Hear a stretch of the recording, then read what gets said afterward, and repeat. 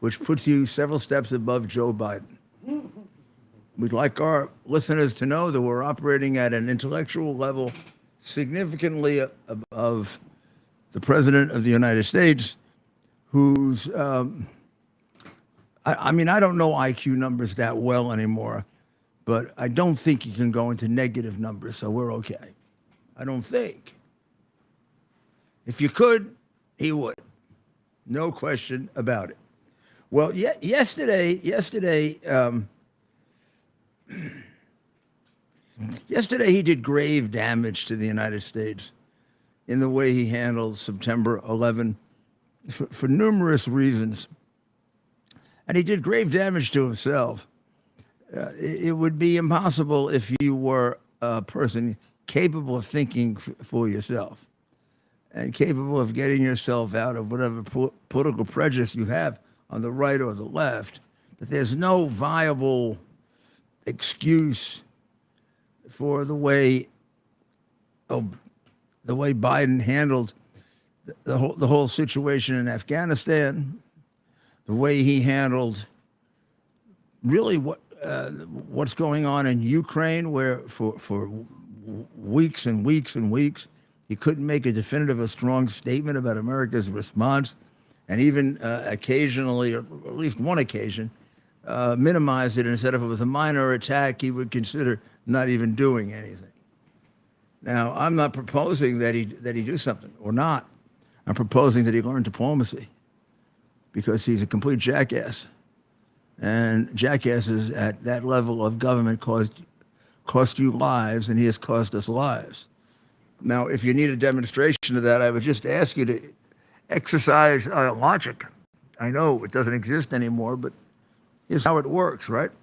You take two premises, you analyze them, and you reach a conclusion that's at least on the face of it correct, accurate. So let's look at what Biden does. Biden targets parts of Ukraine for attack in order to keep his land bridge from Russia to Crimea. The response of the response of the Ukrainian army at this point has been to try to stop them and to slow them down, and they have been rather unsuccessful, because they did get the land bridge they wanted, maybe short of the area around Kharkiv, which is right north of the land bridge, and but quite successfully in the southern part, which was their main objective. This has now allowed them to go back and think about their other main role, which is virtually united the world. I mean, I think there's very few people in the world that don't believe that Iran is the product of a system that was developed that way in order to help undermine the United States of America. And to allow it just to develop and to be enshrined that way is extraordinarily dangerous. So I don't know, and we haven't really taken much time on this. When I say we haven't, I mean everyone hasn't. We're so tied up in the shock and the horror and some of the things that are done by President Biden, that I don't know that we have thought out what's our response. Will our response be something akin to total war against the Arabs, who are killing Israelis, killing Americans, and planning all kinds of horrible things, some of which they may try before we're able to get this war over? So I think it's good. It's good that we all deal with each other as honestly as possible about this, not cover it over with euphemism. Whatever Mark Rusk was or is, he did good things in his life. This betrayal of his country at a time in which we're kind of coming down to what's going to happen here is very heartbreaking, really. I think that's the only way to describe it. So the Biden inquiry is now underway, and it has been described as an inquiry rather than a grand jury proceeding, actually the two terms that would be in distinction to each other are inquiry or impeachment investigation. Now, McCarthy's position is one that I'm struggling, largely because the American people don't understand that this means really three grand juries before they get indicted. The first one, which I testified in front of, spent a lot of time preparing for it. When I arrived, I was told that either I didn't have to testify or I could testify much later, and I realized that this was some kind of a strange organization. Let's put it that way. I was trying to find a nice way to say it. So very, very soon, I mean, as soon as you can put this all together, you have got to take a good look at the difference between an inquiry and an impeachment proceeding. An inquiry is no different than any other Senate inquiry. They better have remembered to provide for the oath of honor, the oath of to tell the truth, because it is not automatically effective unless you actually take the oath. That's been forgotten at times, and they better try to keep these interesting as opposed to one horrible event after another, or one punishment after another. This is supposed to be to enlighten the American people, that we find out the difference between an inquiry and an indictment. Now, here are the arguments on both sides. On one side, which would be the Romney-Christie side, they say more facts are necessary in order to bring an indictment that is going to be sustained because the Biden administration bears such very good relationships with the press. That's a reasonable argument. There's nothing wrong with that. The prison guards, the prison officials believe that the newspaper should be supplied by the prisoners, that the prisoners prisoners should move around the prisoners, not have them moved around in private cars or some other way. This is a particularly dangerous brand of criminal who would be likely, has already killed people and would be likely to kill more.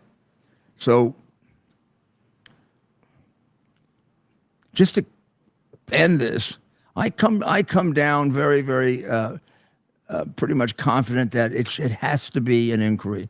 I know all of my friends, and probably most of the people that support me, want me to say, let's do an impeachment. Let's do it right now. I could have done the impeachment 3 years ago. Well, everything I just said is true, but it's not going to help. They're going to take our position if we go with it. They're going to attack it every day for having been hastily put together or not put together. Then they're really criticizing it for not having tanked it, but which they thought they had done. So we will have available for you ways to participate, ways that you'll enjoy. We'll get you we're getting him print up tonight, and if you don't like him, you can let us know, because we'll make other ones. But we'll have a T-shirt different than everybody else's that will say that I guess will say what we're thinking about. What do you think we should say on it? On the T-shirt? Mm-hmm. Well, I know the first one we got to do is Rudy was right. I want to do it in. Well, we'll think of a color, but I want to make it Black. Everyone yeah, loves we'll black. talk blue. What's your color? You know what? Comment. Let us know. This is our audience. A lot of you have been with us now for a year, every night for well over an hour. Comment below. We're going to start offering some unique merchandise of Mayor Giuliani, and we have a full team here, and we're going to be reading everything you suggest. Let us know. We're thinking we start off with hats, T-shirts, Stickers. mugs. Stickers are big. We know that. T-shirts. T-shirts, of course. Black or white. Stickers and buttons. But let us know, and not just the items and merchandise going you'd to be have- are interested we in, but going to sayings have- and quotes and. We're only gonna have a few at the beginning. Are we gonna have male and female T-shirts? I guess you're supposed to do that, so we'll do that. Yeah, They're all only two genders. we'll do that. We'll do that. There yeah. are. That's what I said. What did you say, Mike? Well, we have. I said Mayor. Would there's you o- get him off the show, please? Oh, sorry, Mayor. I can't even hear that. There's only two genders. I can't even hear that. I'm not I was told. You're not to hear that. Yeah, for that reason alone, we should have two, right? Oh. For that reason alone, we should have Sorry, everybody. Sorry.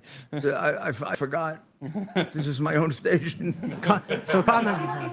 Would you? What did I tell myself? Yeah. Last night in the middle of the night, I said, Giuliani, there are 57 genders, you jackass. You can't even get beyond 2. Simplistic little fool. Simplistic moron. You rely on uncontrovertible scientific facts. You idiot. You pretend to rely on those like Fauci. Then you say what you want to say because you get your royalties that way.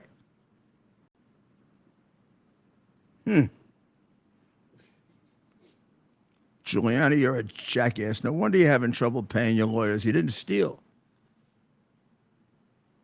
Like so many of these guys in politics. My father used to tell me, my father died before I entered politics.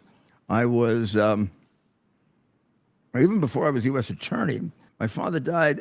Actually, I was informed of my confirmation as a third-ranking official in the Justice Department at my father's wake. So my father never saw that part of my career, but he did and was very active in my career as a lawyer and really enjoyed it and really wanted me to be a judge for the purpose of safety.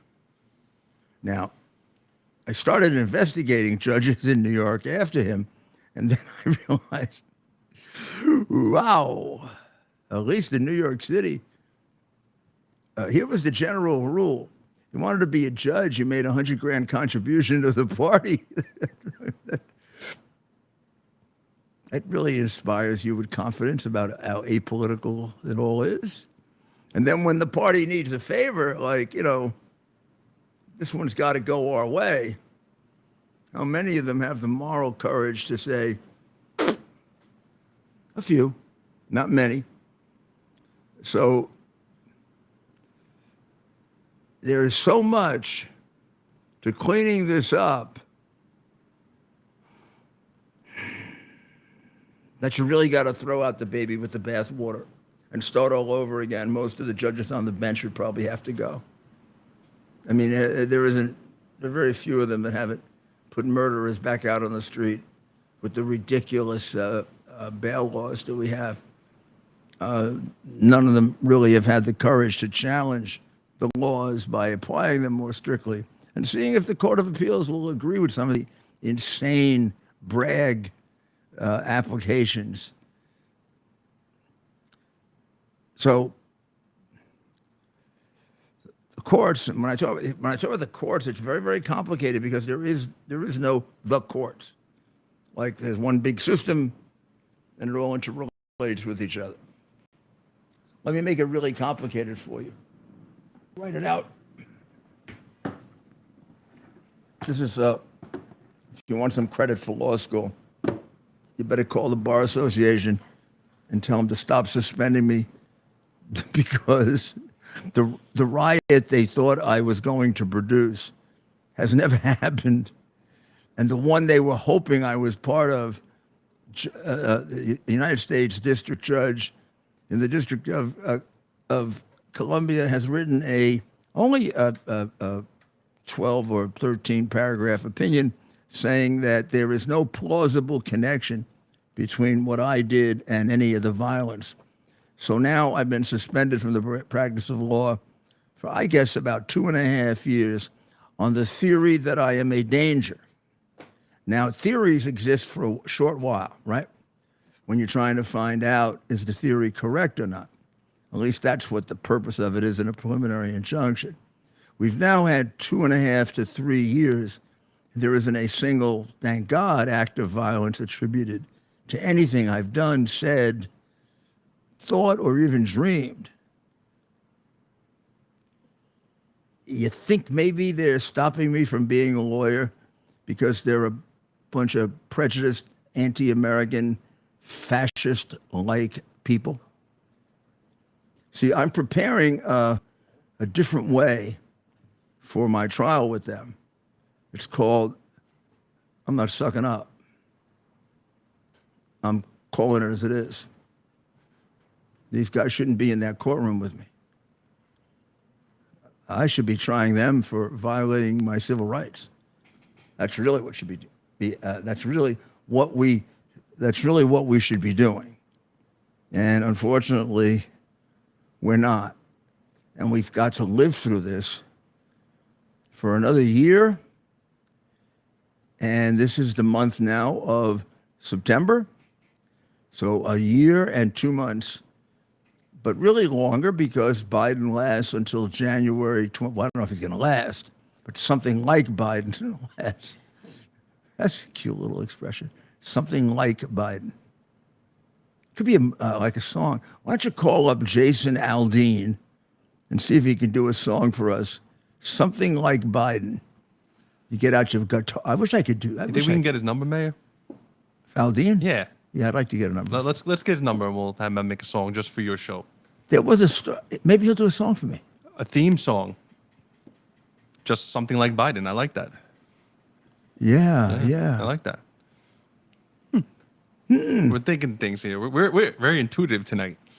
You think we're very active tonight? We're really hopped up. Well, listen, compared to Biden, we're like geniuses over here. When do I get to do my Biden impression? Right. We can do whatever you like. I didn't do it last night because I considered last night to be a solemn night. Right. And Lost a if good you friend. watched last night, I'm glad my mother wasn't around because she'd have called me and been angry because I got angry. She said, Rudolph, you don't do your best when you get angry. You think better when you're not angry. Say, Mom, sometimes sometimes I get angry. It isn't really like I get angry. I do it to generate emotion because I got used to doing it in the courtroom as a trial lawyer. Man, I could go really nuts in the courtroom. Sometimes they would think, I needed medicine. I didn't. But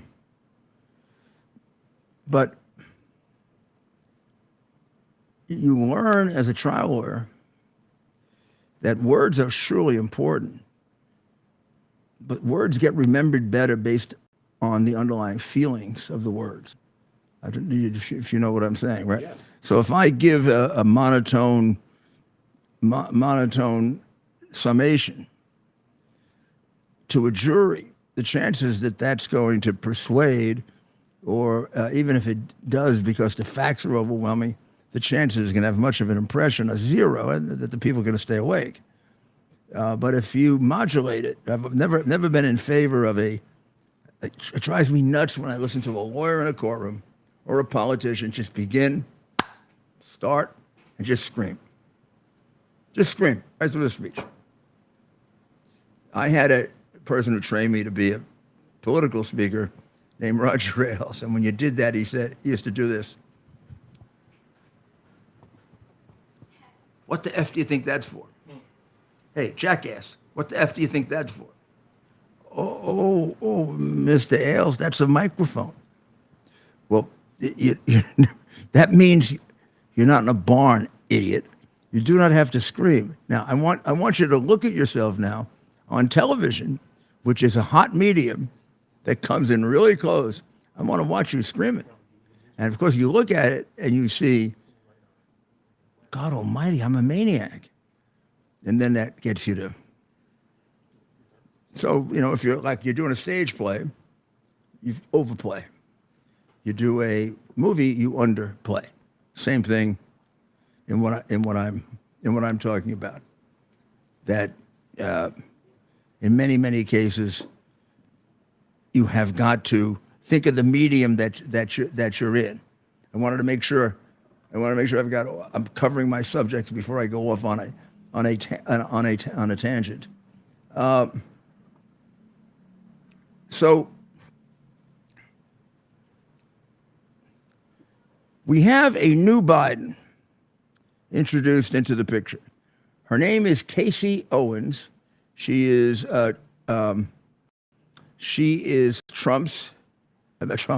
Biden's niece, Hunter's cousin, and Hunter's sister's daughter.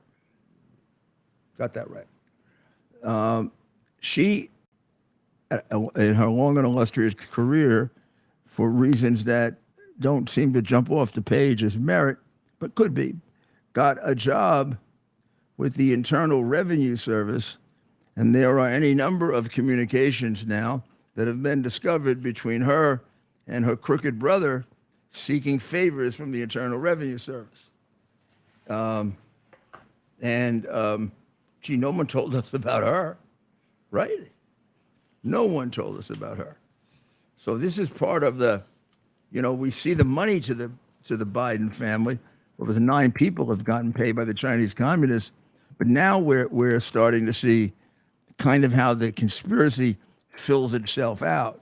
So Casey performs her role at IRS by getting information for them. Casey Owens is the daughter of first sister. Isn't that silly they do that, first sister? What are they doing? First cousin, first sister, first grand cousin? I don't know, man.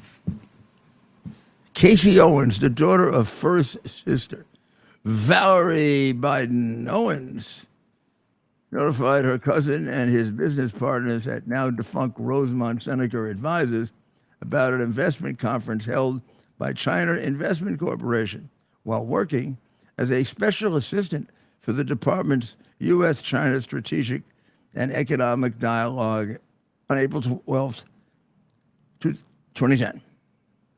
That's one of the emails. She also invited them to a coming out fund for a sovereign wealth fund, particularly in China, because she knew how interested she was. This is where Hunter met with the chief investment officer, Guo Ziding, from whom he was seeking an enormous amount of money for himself and his partner.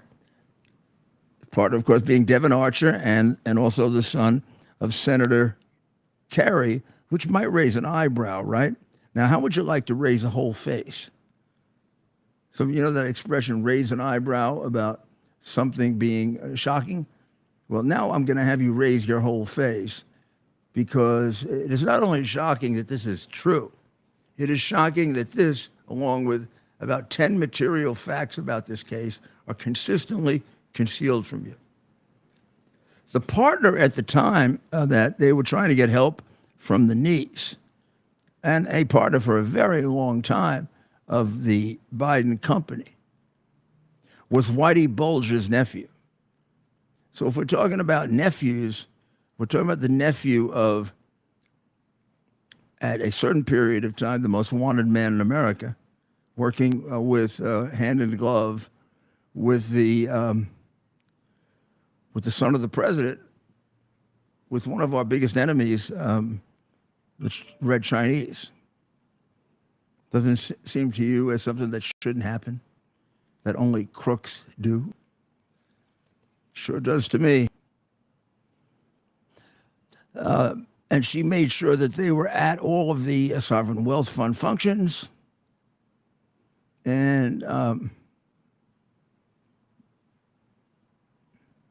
And it points out all the work that was done between the Chinese communist sovereign entities and the Biden group, which was raking in all kinds of money without any knowledge of anything. In fact, the money was not this woman, this Casey woman. Who knows? Maybe she could have been instrumental in helping with the money, but that wasn't the deal here. She didn't get to analyze the money. She was here because of her name, her connection, and because she could help launder, she could help hide Hunter's involvement.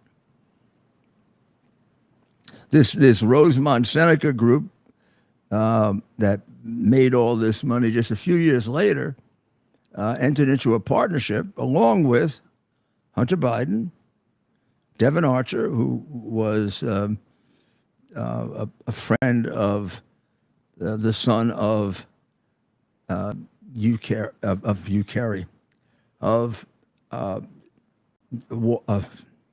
Kerry, John Kerry. John, the world is going to end. That's how I can remember him now. John, the world is going to end in 2010. Kerry, right? That rhymed, Mayor.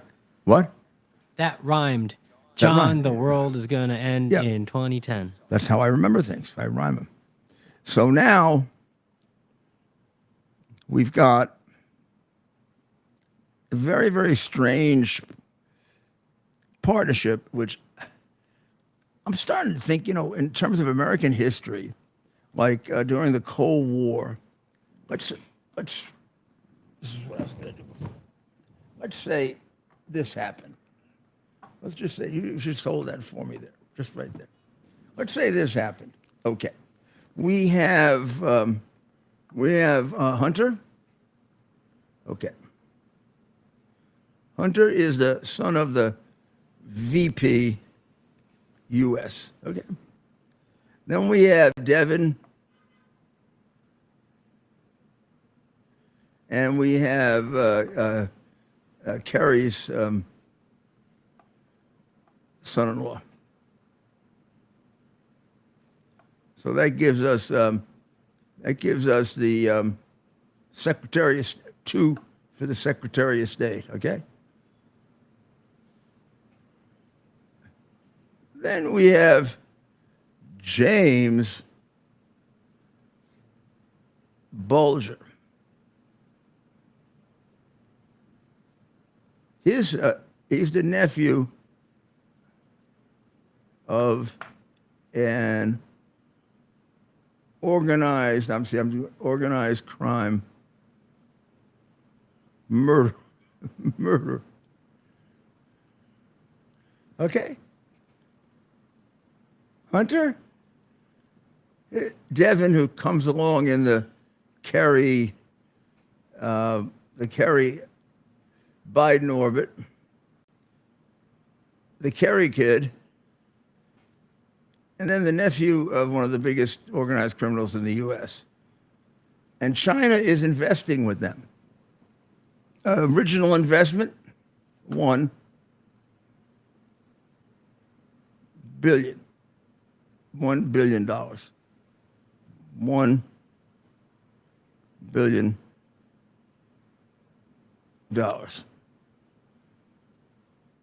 That was the start off. That was the good faith money.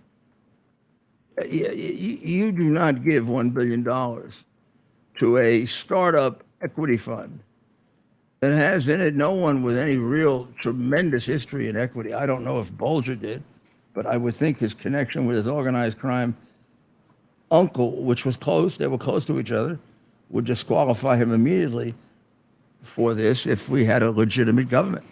But it didn't. They went ahead and this became Rosemont Seneca Thornton, and it existed at least until 2021 after Biden was president, and Hunter was getting 10% of this, and this produced billions.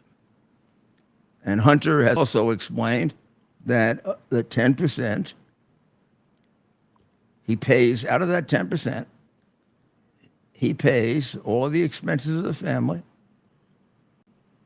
and he pays 50% of his income back to his father. So We have the whole deal now. We know the whole deal. There's no doubt about it. You can sleep, you can do whatever you want, you can laugh, but that is the deal as laid out by the crooks in the hard drive that they thought no one would ever get to see. And the fact that I can describe those facts to you, and this man is sitting in the White House tonight with that little button right next to him, has to be an enormously frightening thought, particularly since he also is not completely of sound mind. Well, we're going to take a short break, and when we do, you're going to find out about something very, very important to you. Towers Foundation delivers on its promise to do good and never forget the sacrifices America's greatest heroes have made for us. Heroes who risked their lives to keep our communities and our country safe. Heroes like United States Marine Corps Captain and pilot John Jeremy Sachs. Captain Sachs sustained fatal injuries when his military aircraft crashed during training, killing him and 5 other service members. He's remembered by loved ones as courageous, brilliant, and devoted to his career, family, and friends. John is survived by his wife, Amber, who gave birth to their second daughter 3 months after his death. Tunnel to Towers paid the mortgage on the family home for Amber and their 2 daughters. The foundation has helped over 1,000 military and first responder families navigate the worst of times by removing the burden of a mortgage payment. Our nation's heroes and their families need your help now more than ever. Donate $11 a month to Tunnel to Towers at T2T.org. T2T.org. That's T, the number 2T.org. T2T.org. Please donate now. Also remembered as T, the number 2T.org. It's like writing tonight. T2T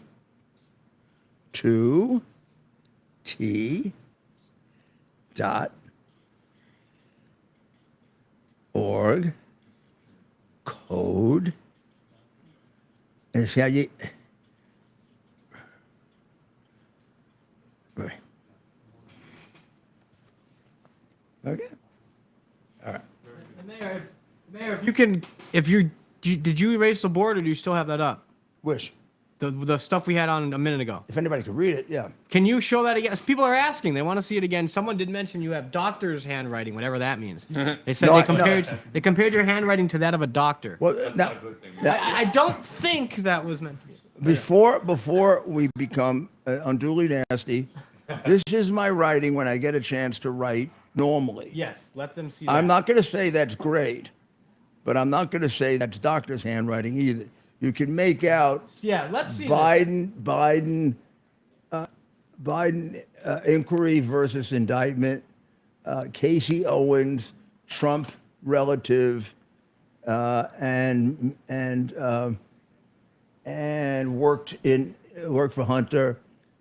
Questions to be asked of them. 50%.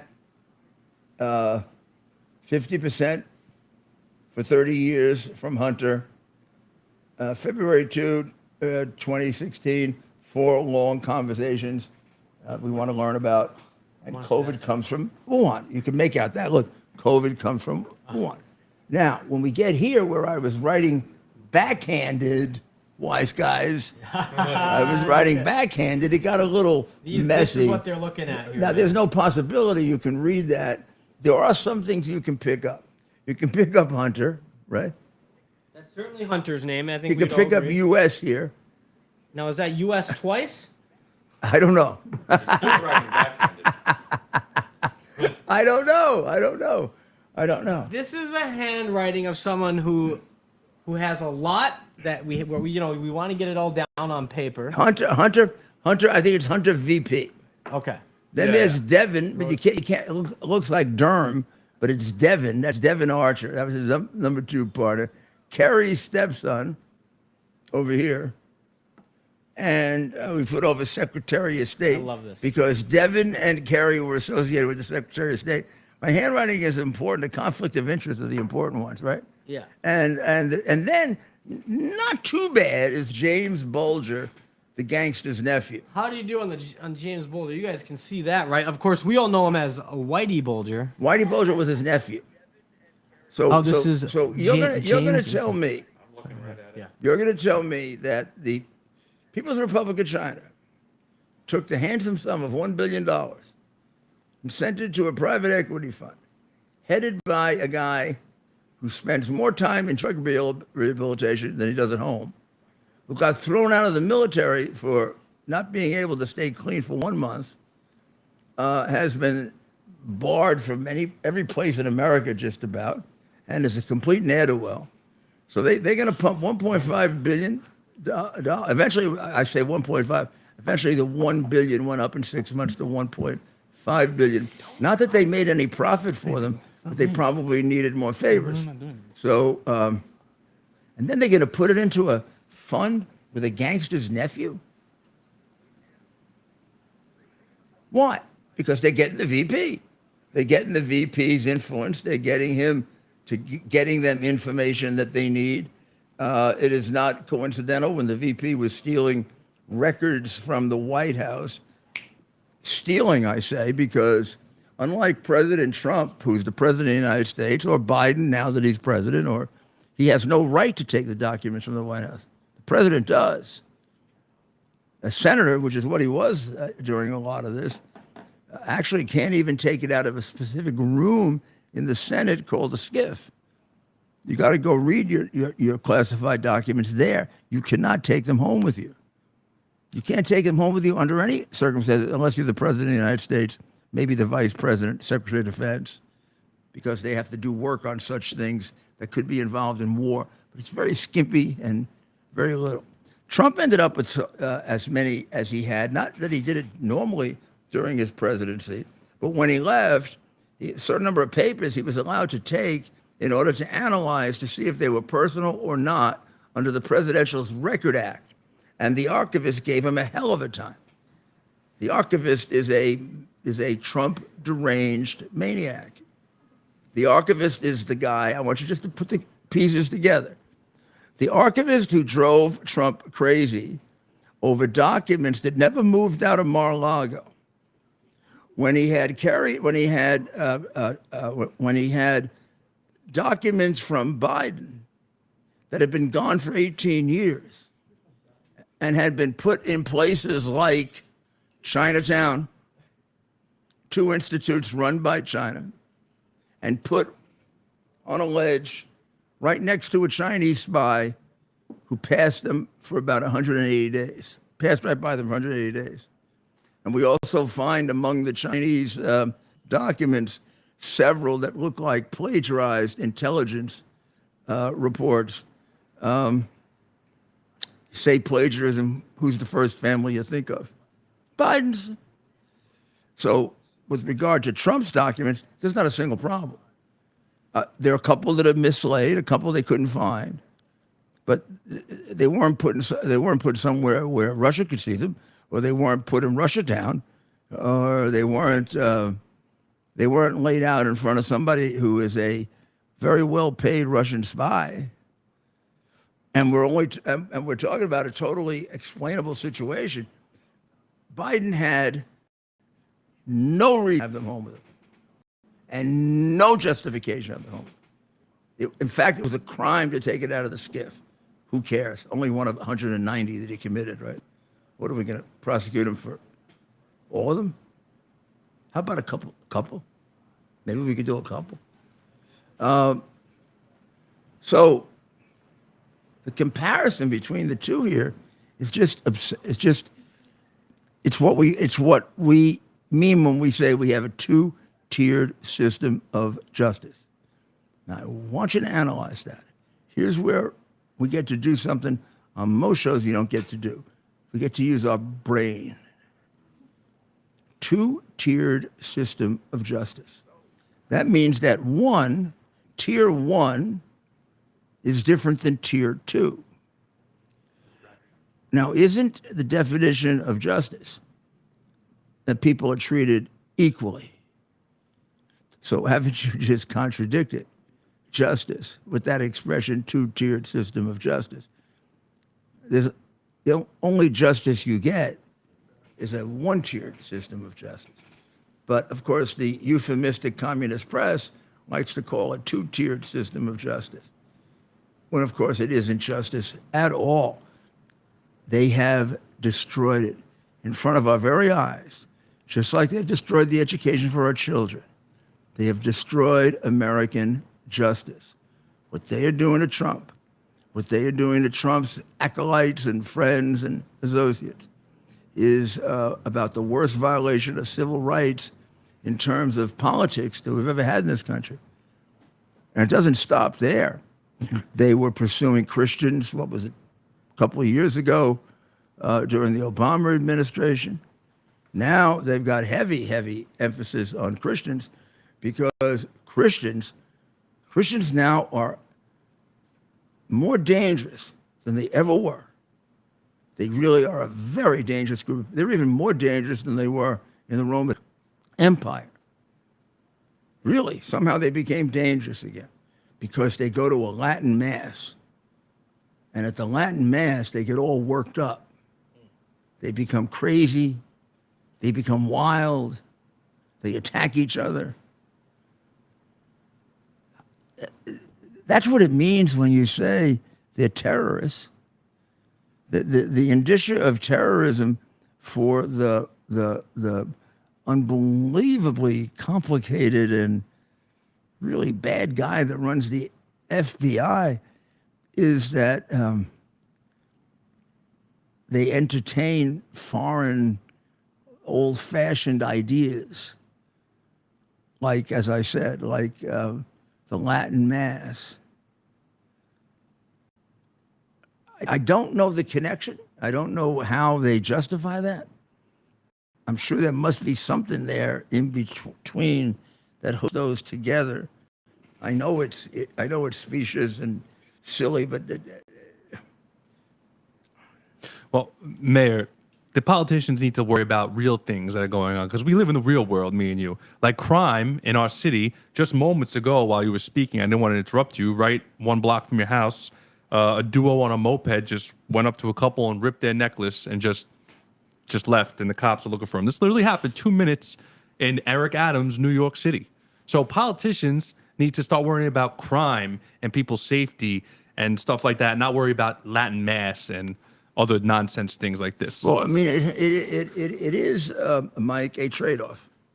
It is without doubt a trade-off because there are just so many resources. Bernie Kerik and I had occasion over the last couple of days to spend a good deal of time together at functions where, the functions are not always going on all the time. So you have a good deal of time to talk.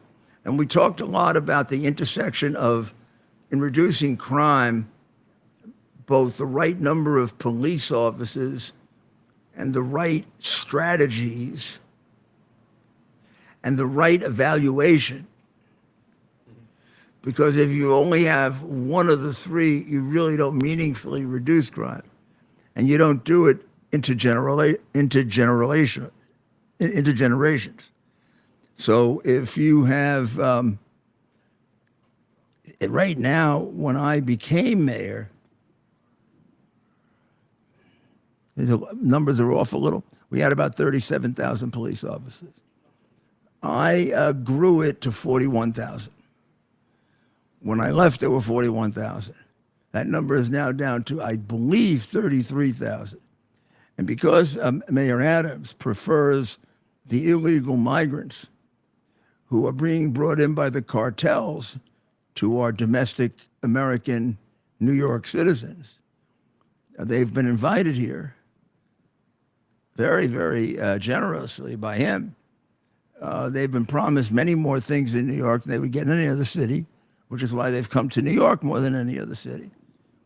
And now he doesn't know what to do because, well, just because when he was a cop, he didn't know what to do. and I'm still asking for an arrest. 17 years a cop, I can't find an arrest.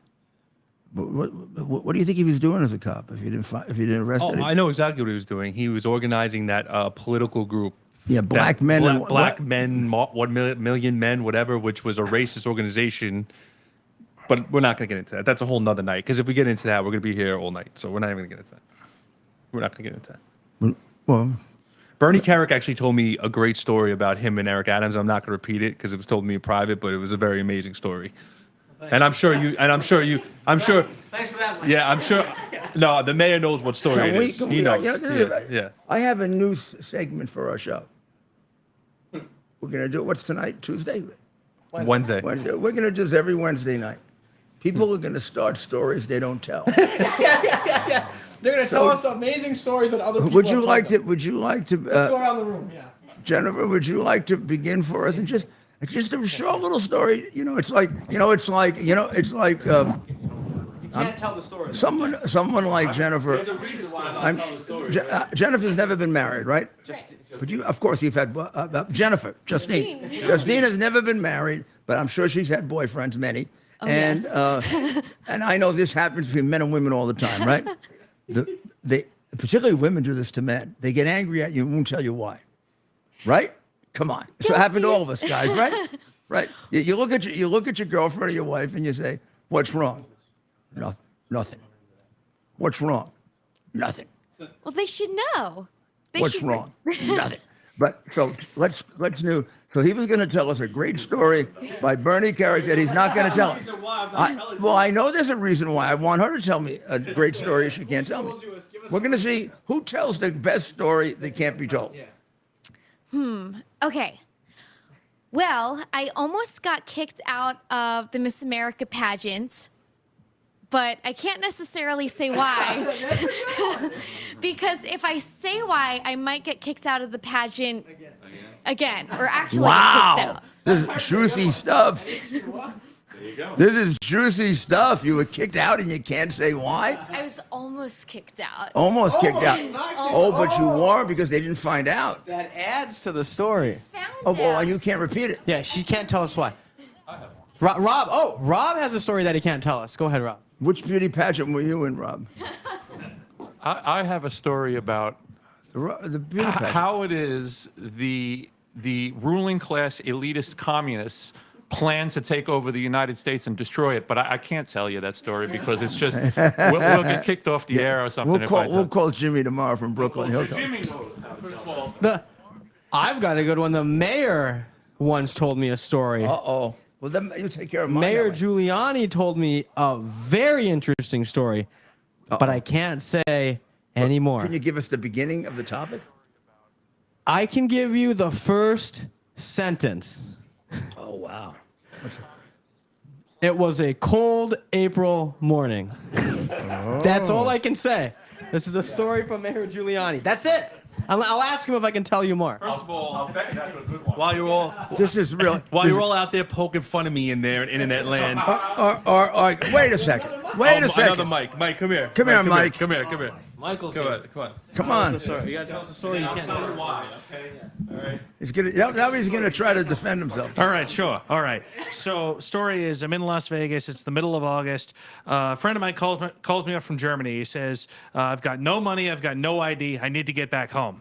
I got him home, but I can't tell you how. True story, by the way. Hi, Fabrice. I tell you, quick group. That was good. Yeah, All good. Quick. All right. No, seriously though, Just think of how much smarter we are than the Biden White House. Mayor, as you know, Imagine the Biden White House. Can you make something up? Mayor, as you know, Could I have more Bernie vanilla Carrick, ice cream? and for people who never met Bernie Carrick, he's scary. Okay, so I'm not gonna tell any stories that I'm not allowed to tell that he told me when I was at the dinner with him or something. That's it. That's all I'm Bernie's a saying. little teddy bear. No, he's scary. Bernie's scary. Bernie the teddy He bear. scares 2 me. daughters. He scares me. No, I like Bernie. I have no problems with Bernie. He's just scary. So you want that for the record in case the commissioners Yeah, listen. that's right. You like Bernie. Commissioner- I love Bernie. Commissioner- I love you. Commissioner. if For you're the listening. record, they all like you. Yeah, but you're Everyone here likes Bernie. you're just scary as shit. That's all. That's it. By the way, he likes that. Yeah, I know he likes that. I know he likes that. Some guys, Yeah, or, that's it, or women, you'd get them really upset because they're scary as shit. Bernie's sitting there saying, "It's working." I got it I've working. been in jail with the worst, and Bernie is pretty scary, man. Let me tell you. Well, Bernie ran to jail. jail. I never. That's what I'm ran saying. Rikers. That's what I'm saying. He ran Rikers I worked in Island. jail. I never been to jail. Let me just clarify that. But yeah. Bernie's actually done both. Yeah. I mean, he knows it, and I'm pretty soon I'm gonna be joining him. He's giving Stop it, no, stop it. no. He's giving me. He's giving you a giving crash me. course? He's giving me a little course on. Okay. Not happening. Not happening. I figure I'll organize We'll get you protection in there. the Republican Prisoners Group. Conservatives for Christ. How about that one? How about conservatives for Trump? Conservatives for Trump. Christ, you can't vote for Christ. It That's true. That's true. That's true. doesn't do you any good. I mean, if you vote for Christ, you get put in jail That's right. for violating the First Amendment, for violating the. In fact, I think I hear a call already from my parole officer. I may be getting violated for having mentioned a religious something. Well, let's That was funny. let's hear from our friends at QAUX.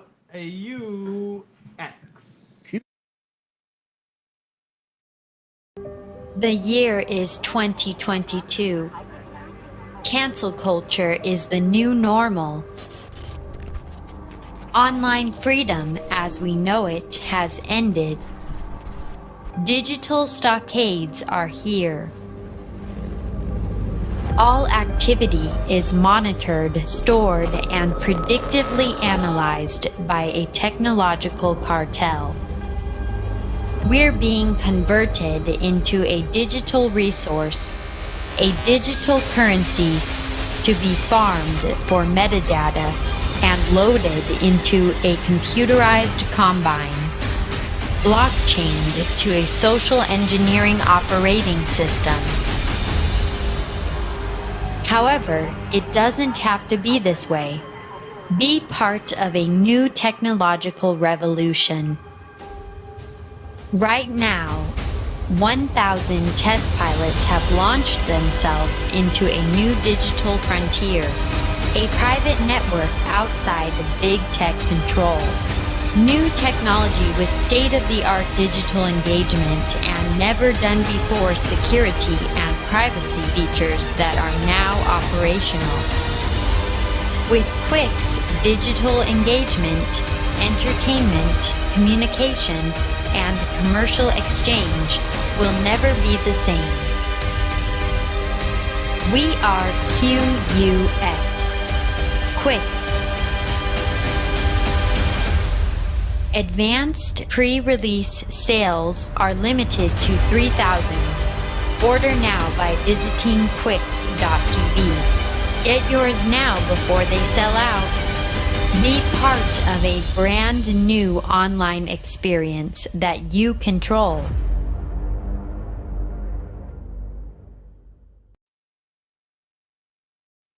Welcome back. I am working on my health.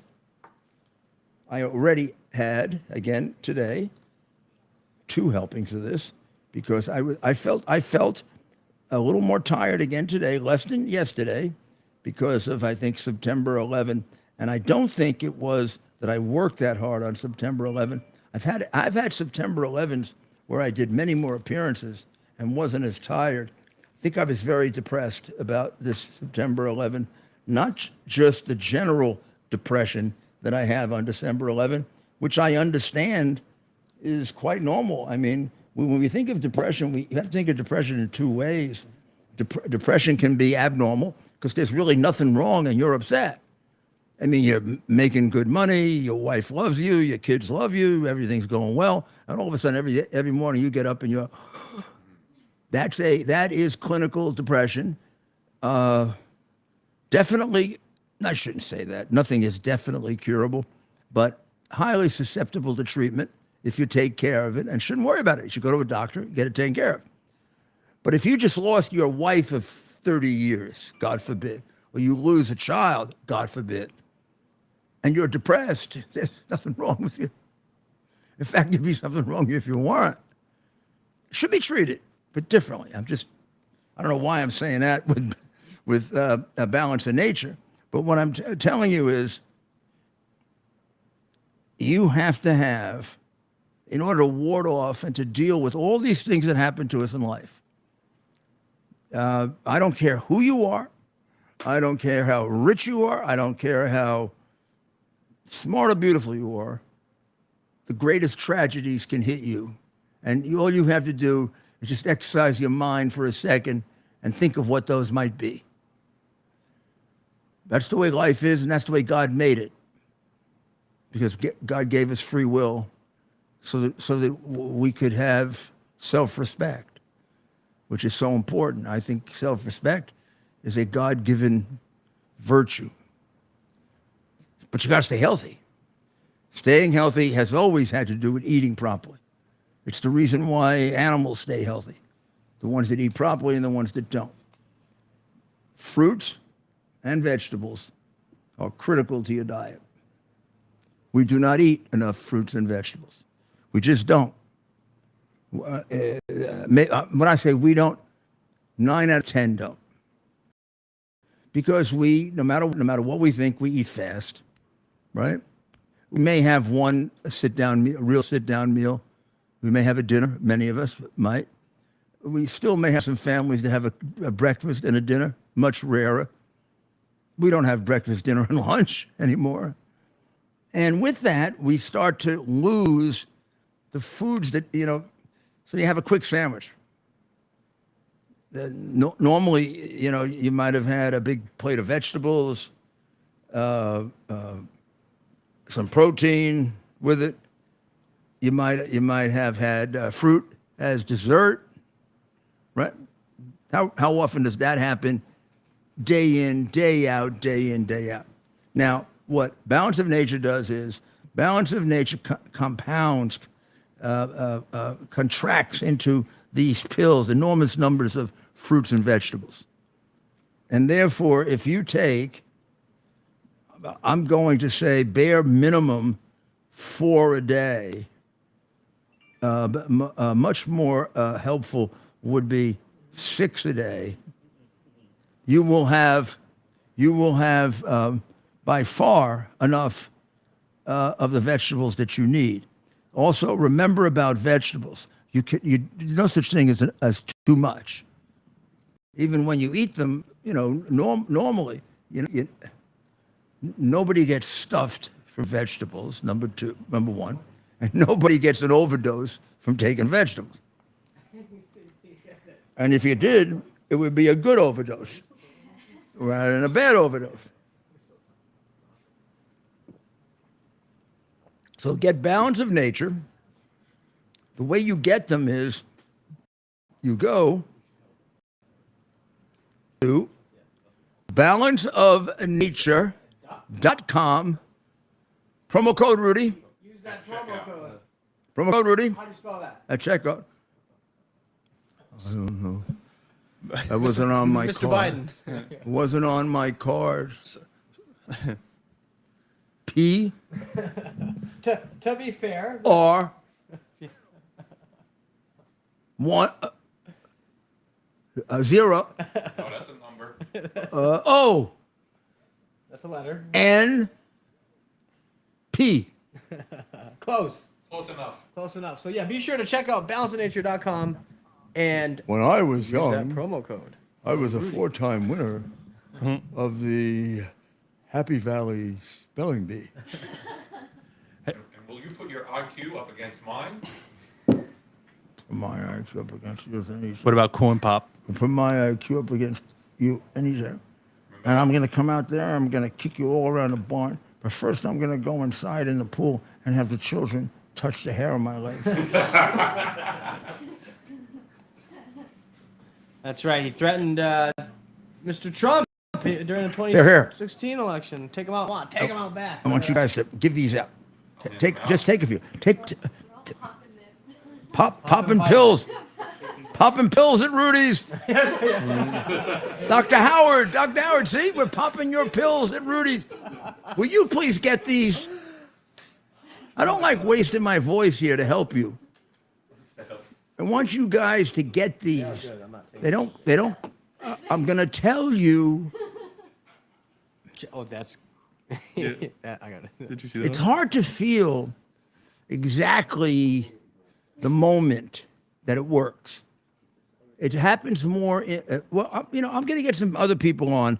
Let's get some other people on where we have a little talk about balance of nature and how they reacted to it. Sure. Because Set that up. I have people that I've talked to about this say, I just got it. Boom.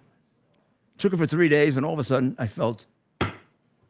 Me, it was about a week, and I just found myself getting up a little faster, hanging on a little longer, and then all of a sudden, like a substantial amount more. The first was a little bit of a jolt, and the second was like it had to. Well, Mayor, while you were talking about that lovely product here, Newsweek actually wrote a positive article saying that you accused Kamala Harris of cackling at 9/11. That you accused Kamala Harris of cackling at the 9/11 ceremony, and they actually wrote a pretty decent article about it. Well, People are listening to your show. The only thing I have to say, just to clarify it, unless there's somebody that imitates her, it was Kamala. I saw her laughing. I heard the cackling, but I was too far away. I mean, if somebody else was cackling in back of her, I could have been confused. So I'm doing this like I would do testimony. However, in my 78 or 79, I hate to remember, well, whatever I am Young man, Mayor. of life, I've never heard anybody cackle like that, even animals. That's a cackle you don't forget. No, It's that's worse than not a even- hyena. No, hyenas are much more pleasant.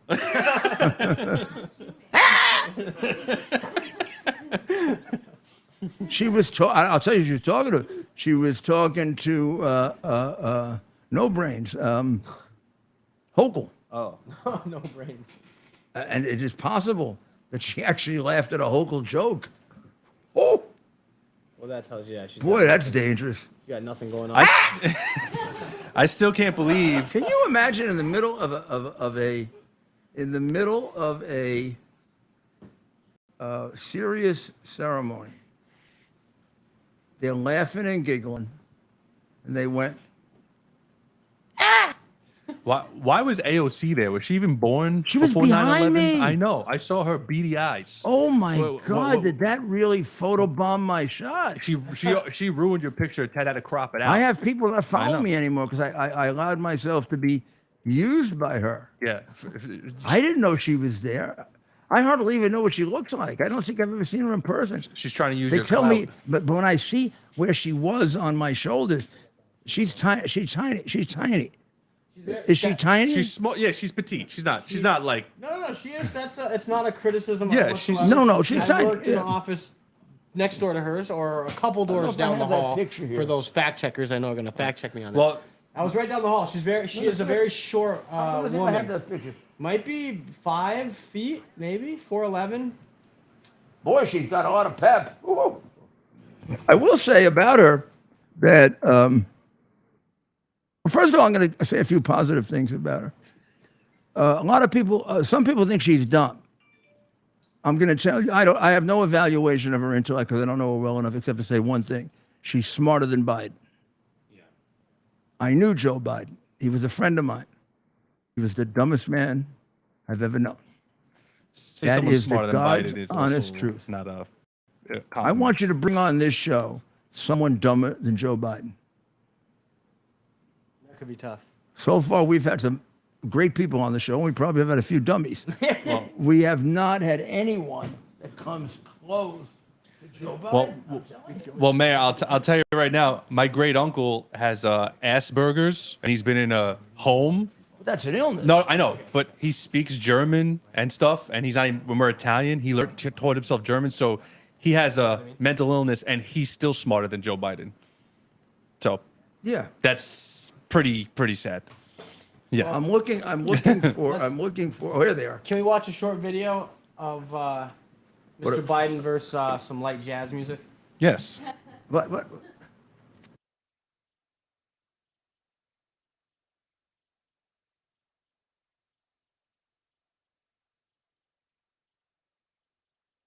Ask you.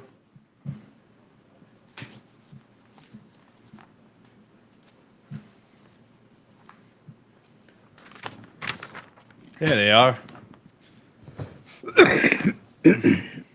This is the group that lined up yesterday for September 11th.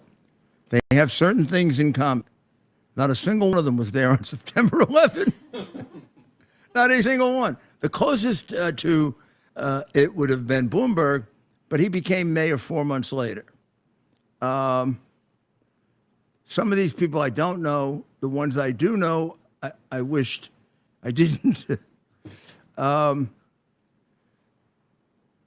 of these people did a single thing to help me on September 11th.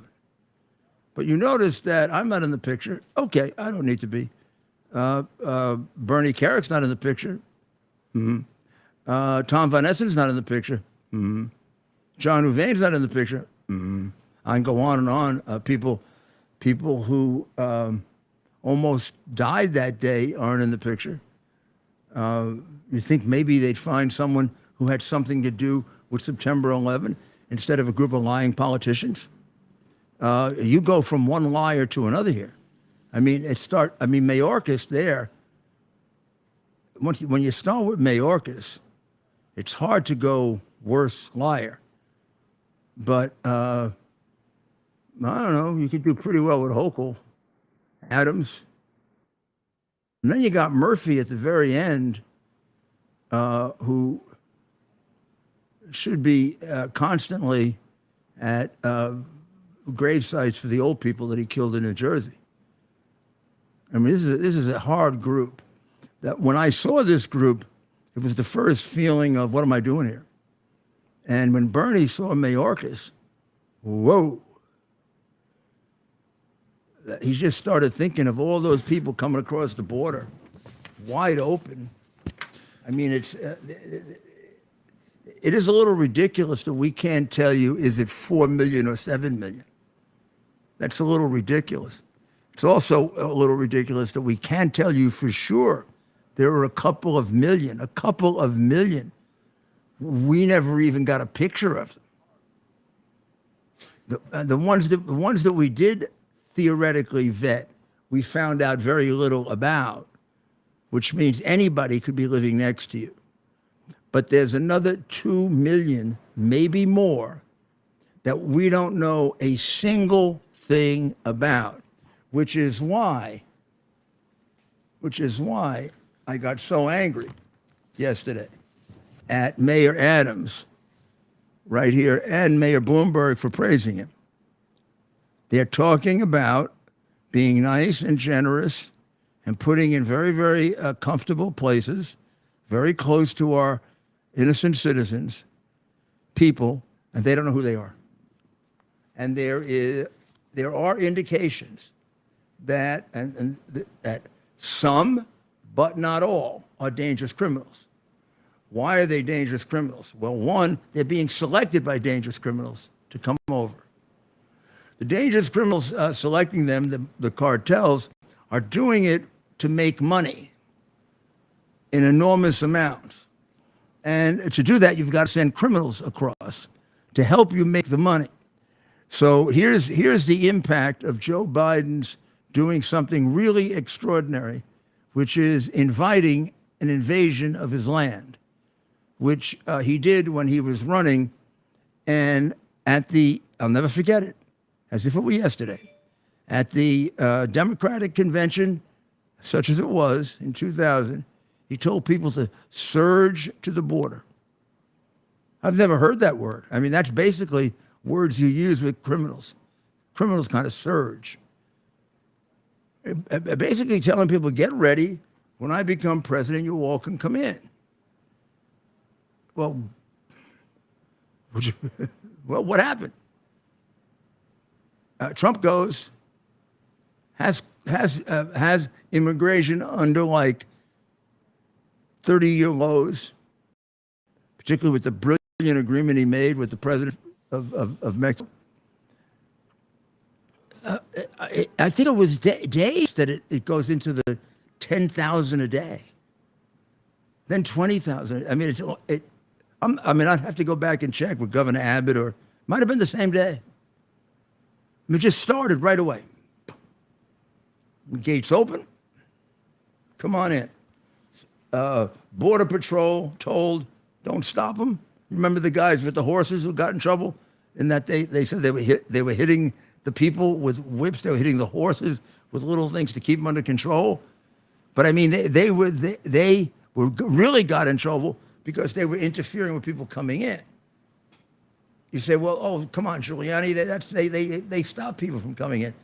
You show me the last picture of the Immigration Service stopping a single person from coming in, and explain to me, if they stop people coming in, why have they had Abbott? Why are they fighting with Abbott in court to take his barriers out of the river and his people? Does that make any sense to you? That these law enforcement officers in the state of Texas want to help you stop people who are illegal, or let's put it another way, people we know nothing about, from coming into our home. And you stop them from doing that. And you don't do it. So what does that say? That says you do not want a border. If you don't want a border, you don't want a country. Now, this sounds strange to you, doesn't it? It doesn't sound strange to me if you read George Soros.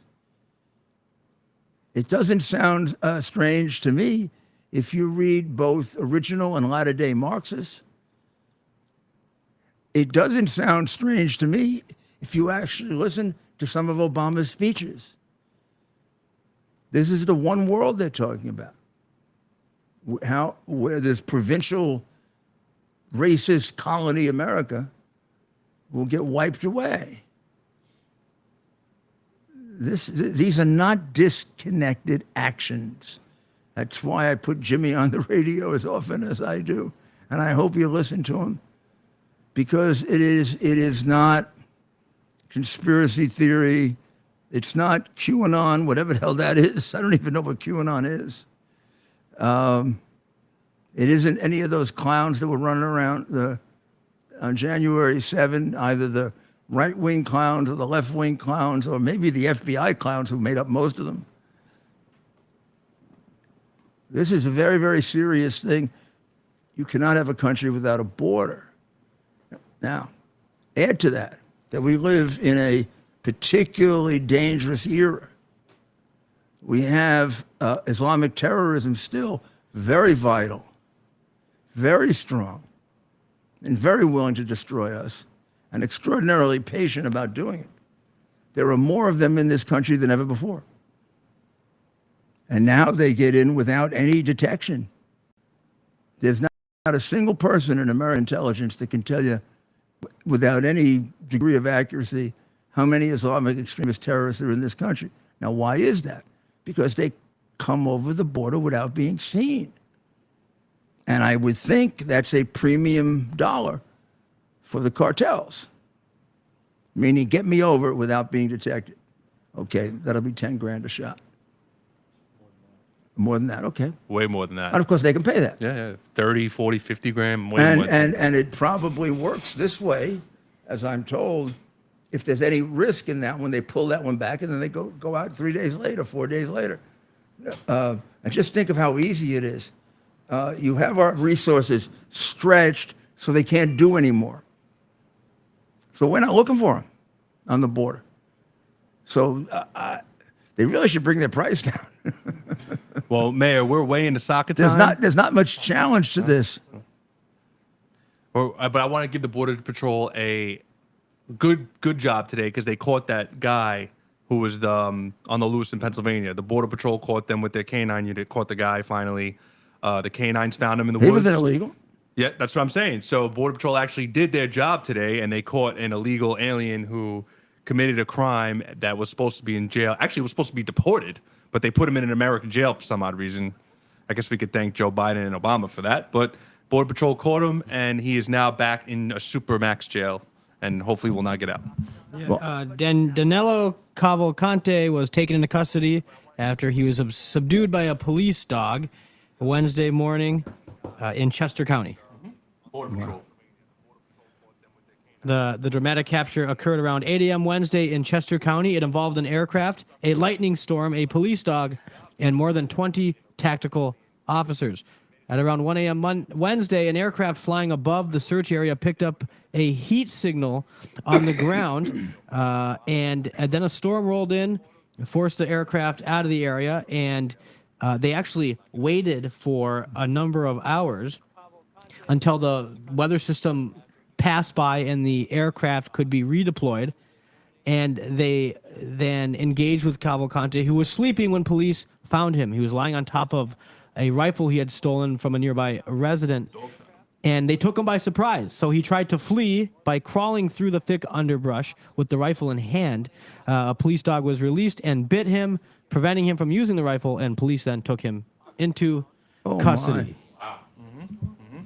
Well, that's good police work, and it should be known that the Border Patrol is a first-rate law enforcement organization, and if utilized, could reduce, even without any increase in resources, could reduce by 25% or more the amount of illegals coming in.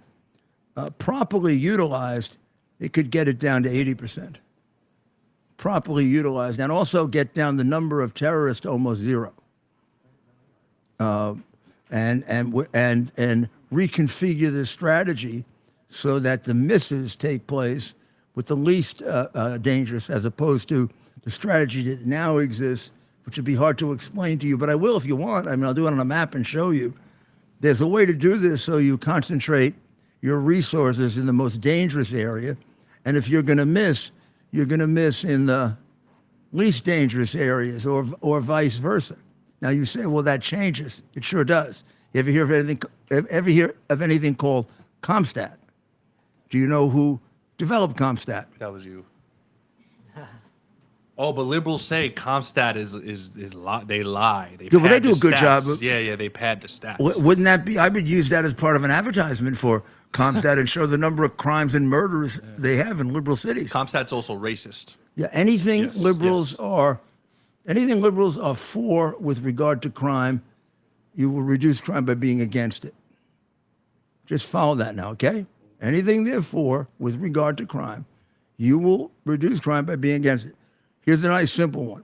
They are for putting criminals out on the street who beat people, rape people, smash people's heads in. If you take those people and put them in prison, you have less people that are being smashed, raped, and beaten. That's an extraordinarily ingenious instruction, isn't it? It requires a brilliant mind to figure that out. One guy once back in the 80s or 70s, when this crazy left-wing, right-wing battle was going on, I think he did it on Saturday Night Live when they were willing to do whatever, he said, he had a slogan for president: if there are more people in jail, there's less crime in the streets. And it wasn't considered racist then. It was considered funny. He said, if there are more people in jail, there are less crime in the streets. Or when they're in jail, they can't commit crimes, except in jail. Those are some good lines. Your late great friend Howard Safer, that reminded me of a great line he had I recently heard, Mayor. A shooting is a homicide with bad aim. Yeah, you know why Howard did that? Isn't that a good line, Howard Safer? Howard did that because we really judged ourselves not based on murder, but based on shootings. Because if we could bring the shootings down, we could really bring the murders down. because he is absolutely right. I mean, unless it's a totally ridiculous, frivolous kind of shooting, if it's a shooting with intent to kill, then the only reason it didn't happen is the person made a mistake. So when you start looking at dangerous numbers, you got to always look at shootings in a city. It'll also tell you something. Like if the shootings are ahead of the murders are going to catch up. So let's say you have a city and murders down 3%, but shootings are up 5%. In about 3 months, murder will be up. Their aim improves. It's uncanny. But shootings tell you. I mean, it makes sense too, in a weird way. Shootings tell you a lot about where you're. They tell you more about where your city is going than murder, because murder is very infrequent. Even in a city that has a lot of murders, like when New York had 2,000 murders, we had 12,000 larcenies. So I mean, many more people are going to be affected by those crimes. So like Adams, when Adams got murdered down by like a measly 2%, he thought he was going to have a safe city because Adams really doesn't work with a full, And what he didn't realize is, well, that doesn't do much for the guy that gets beaten up on the subway. So he goes home and he sees the murder is down by 2% and he's got a broken jaw. Yeah, big deal. He's going to feel very, very safe. So Mayor, I'm looking at CompStat. You want a Koch quote? Sure. Yeah, okay. This is a great one because there was this city councilwoman or assemblywoman who got beaten up, who was in favor of defunding the police. Now she's become very conservative. I can't remember her name now, but it was about a couple of days ago. It was in the paper. We need more of that. Sorry to say. Did you see that one? I saw that she had like a selfie of her. Oh, and she was all, and they, the police, I think, wanted to use her, and they made her show herself with all the blood over her face and stuff like that. Well, I'm going to tell you this Koch story. There was a judge at one time, I think it was Judge Wright. He was called Bruce Wright. He was called Cut 'em Loose Bruce, and because he used to let criminals out like 95 murders, and they were out in 2 days or whatever. Koch really hated him. So every time he would do one of his crazy releases of somebody, Koch would take the rap sheet, which is then all paper, and he would throw it across the room in the blue room. I continued to do that until crime went down. I mean, I borrowed it from him though, and he would then lay out in much greater detail, the crimes. And then one day he said, how do you get people to get on the side of reducing crime? He said, the best way to turn a liberal into a conservative is get them mugged. Get them mugged. So a couple of weeks later, this judge, I don't think it was Judge Wright, might have been, but Judge Wright, very committed liberal, gets mugged, goes to the hospital, and the New York press shows up, probably ruining, going through operation rooms, stepping on people who are getting taken care of, knocking babies over so they can get the Koch. And they say to Koch, and they say to the mayor, the judge rather, they say, Mayor Koch says that if you get mugged, you're going to turn into a conservative. Judge, have you become a conservative? He says, absolutely not. I have not become a conservative. I've been a liberal all my life, and I'm going to remain a liberal. This was an aberrational situation, and I will remain a liberal. Of course, they run back to Koch. They catch him wherever he is. They play the little tape for him. And Koch said, mug him again.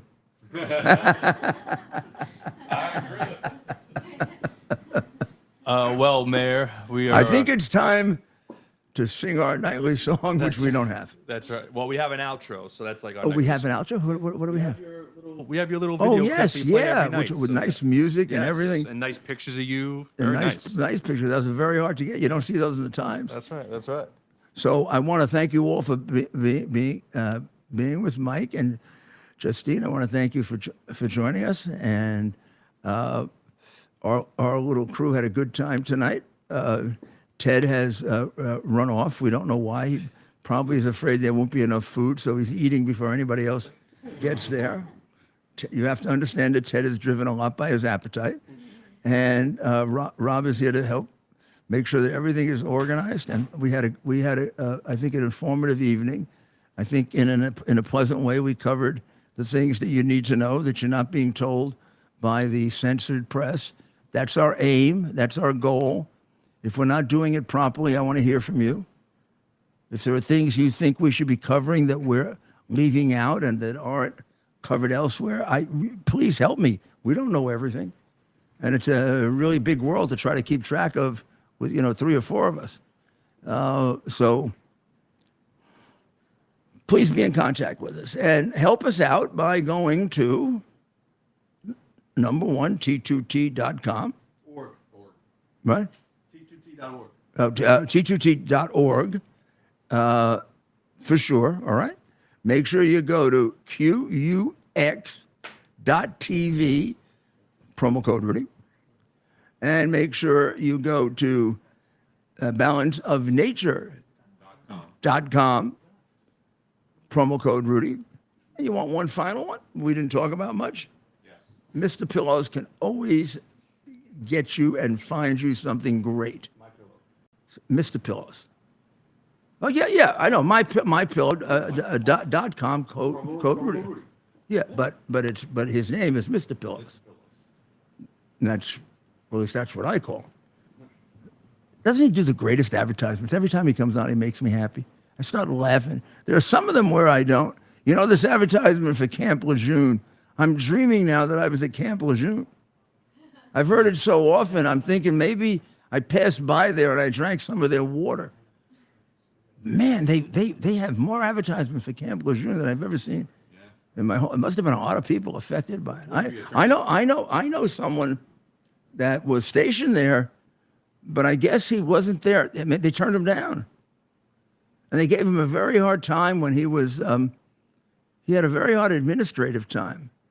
And I think he thinks they're wrong. I'm going to find out, see if I can help him. But he was definitely in the Marine Corps, and he says he was definitely there during the period of time. And they basically just, it's like one of those calls. I love it when you call, and they say, put in your number, and you put in number 3, and it says, "Thank you for calling. We are very interested in your call, and it is of the highest priority to us, and we will be with you within a moment." 45 minutes later, the lady is still very interested in your call, but the interest doesn't push her to answer the phone. Real interesting. I say the same thing to myself all the time. All right. Time for another day tomorrow. We got to get ready for the battle for the Republic. Save our way of life. God bless America. Our purpose to bring to bear the principle of common sense and rational discussion to the issues of our day. America was created at a time of great turmoil, tremendous disagreements, anger, hatred. It was a book written in 1776 that guided much of the discipline of thinking that brought to us the discovery of our freedoms, of our God-given freedoms. It was Thomas Paine's Common Sense, written in 1776, one of the first American bestsellers, in which Thomas Paine explained, by rational principles, the reason why these small colonies felt the necessity to separate from the Kingdom of Great Britain and the King of England. He explained their inherent desire for liberty, for freedom, freedom of religion, freedom of speech, the ability to select the people who govern them. And he explained it in ways that were understandable to all the people, not just the elite. Because the desire for freedom is universal. The desire for freedom adheres in the human mind, and it is part of the human soul. This is exactly the time we should consult our history. Look at what we've done in the past and see if we can't use it to help us now. We understand that our founders created the greatest country in the history of the world, the greatest democracy, the freest country, a country that has taken more people out of poverty than any country ever. All of us are so fortunate to be Americans. But a great deal of the reason for America's constant ability to self-improve is because we're able to reason, we're able to talk, we're able to analyze. We are able to apply